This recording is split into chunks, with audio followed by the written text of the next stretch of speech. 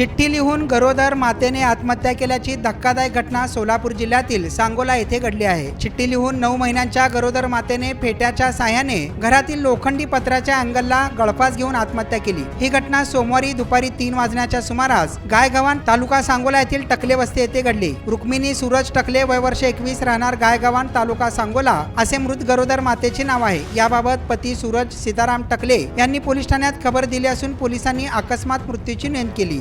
रुक्मिणी यांच्या 17 मार्च 2024 रोजी गायगव्हाण येथील सूरज टकले याच्याशी विवाह झाला होता। विवाहानंतर रुक्मिणी सासरी नांदत असताना 9 महिन्यांची गरोदर माता होती। डॉक्टरांनी येत्या 29 एप्रिल रोजी प्रसूतीची तारीख दिली होती। दरम्यान रविवारी रुक्मिणी हिने मला माफ करा, माझ्यात कोणताच चांगला गुण नाही अशी चिठ्ठी लिहून ठेवली आणि दुपारी 3च्या सुमारास राहत्या घरातील पत्र्याच्या लोखंडी अँगलला लाल रंगाच्या फेट्याने गळफास घेऊन आत्महत्या केली।